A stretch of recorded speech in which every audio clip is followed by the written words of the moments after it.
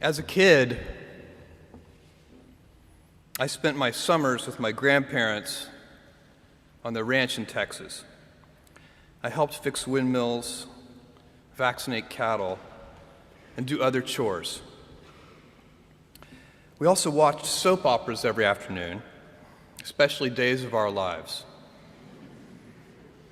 My grandparents belonged to a caravan club, a group of Airstream trailer owners who traveled together around the US and Canada. And every few summers, we'd join the caravan. We'd hitch up the Airstream to my grandfather's car, and off we'd go, in a line with 300 other Airstream adventurers. I loved and worshiped my grandparents, and I really looked forward to these trips. On one particular trip, I was about 10 years old.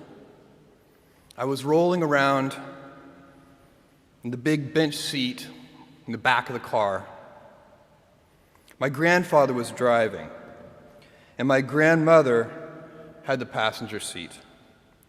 She smoked throughout these trips, and I hated the smell.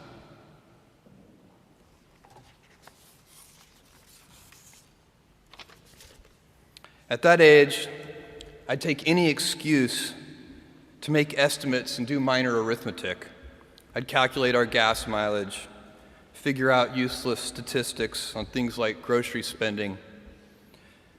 I'd been hearing an ad campaign about smoking. I can't remember the details, but basically the ad said, every puff of a cigarette takes some number of minutes off of your life. I think it might have been 2 minutes per puff. At any rate, I decided to do the math for my grandmother. I estimated the number of cigarettes per day, estimated the number of puffs per cigarette, and so on. When I was satisfied that I'd come up with a reasonable number, I poked my head into the front of the car, tapped my grandmother on the shoulder, and proudly proclaimed, "At 2 minutes per puff, you've taken 9 years off of your life." I have a very vivid memory of what happened next, and it was not what I had expected. I expected to be applauded for my cleverness and my arithmetic skills. "Jeff, you're so smart. You had to have made some tricky estimates. Figure out the number of minutes in a year and do some division." That's not what happened. Instead, my grandmother burst into tears.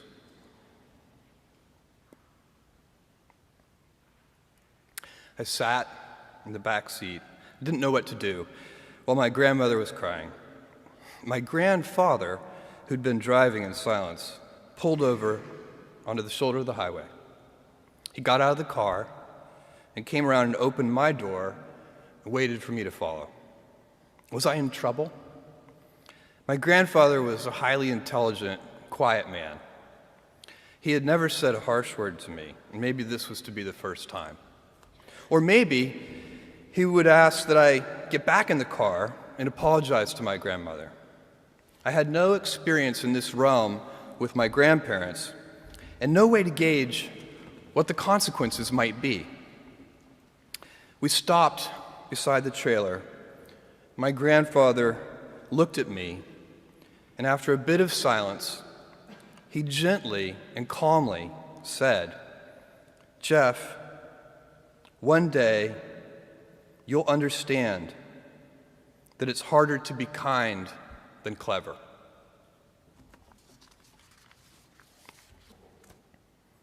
What I want to talk to you about today is the difference between gifts and choices. Cleverness is a gift. Kindness is a choice. Gifts are easy. They're given, after all. Choices can be hard. You can seduce yourself with your gifts if you're not careful, and if you do, it'll probably be to the detriment of your choices. This is a group with many gifts. I'm sure one of your gifts is the gift of a smart and capable brain. I'm confident that's the case because admission is competitive, and if there weren't some signs that you're clever, the dean of admissions wouldn't have let you in. Your smarts will come in handy because you will travel in a land of marvels.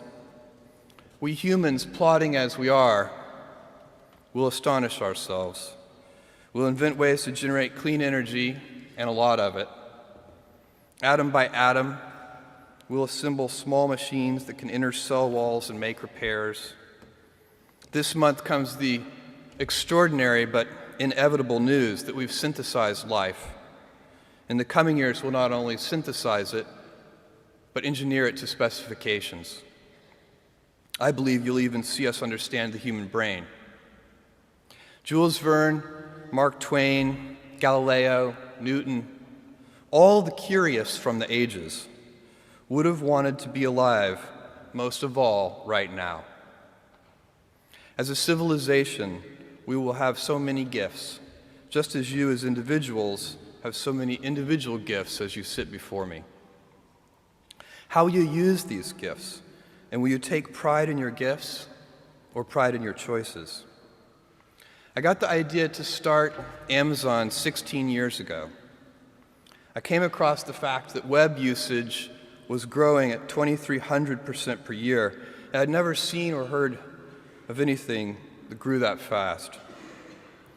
And the idea of building an online bookstore with millions of titles, something that simply couldn't exist in the physical world, was very exciting to me.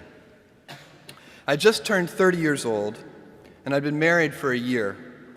I told my wife, Mackenzie, that I wanted to quit my job and go do this crazy thing that probably wouldn't work, since most startups don't, and I wasn't sure what would happen after that. Mackenzie, also a Princeton grad and sitting here in the second row, told me I should go for it. As a young boy, I'd been a garage inventor. I'd invented an automatic gate closer out of cement-filled tires, a solar cooker that didn't work very well out of an umbrella and aluminum foil, baking pan alarms to entrap my siblings. I'd always wanted to be an inventor, and she wanted me to follow my passion. I was working at a financial firm in New York City with a bunch of very smart people, and I had a brilliant boss I much admired. I went to my boss and told him I was going to start a company selling books on the internet. He took me on a long walk in Central Park, listened carefully to me, and finally said, "That sounds like a really good idea, but it would be an even better idea for someone who didn't already have a good job." That logic made some sense to me, and he convinced me to think about it for 48 hours before making a final decision. Seen in that light, it really was a difficult choice, but ultimately, I decided I had to give it a shot. I didn't think I'd regret trying and failing, and I suspected I would always be haunted by a decision to not try at all.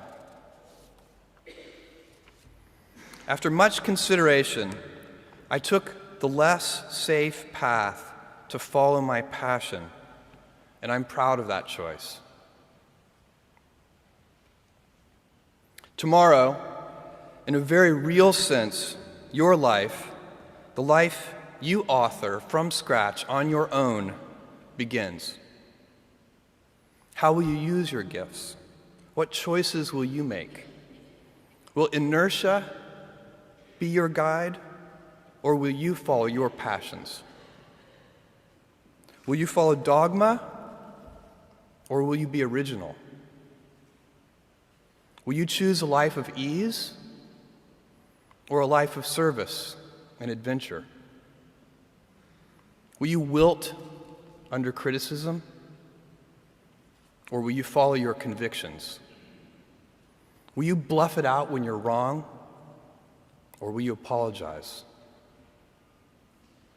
Will you guard your heart against rejection, or will you act when you fall in love? Will you play it safe, or will you be a little bit swashbuckling? When it's tough, will you give up, or will you be relentless? Will you be a cynic, or will you be a builder? Will you be clever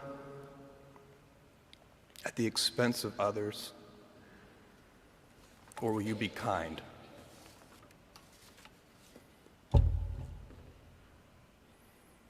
I will hazard a prediction. When you are 80 years old, and in a quiet moment of reflection, narrating for only yourself the most personal version of your life story, the telling that will be most compact and meaningful will be the series of choices you have made.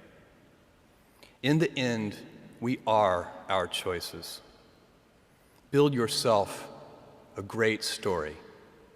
Thank you and good luck.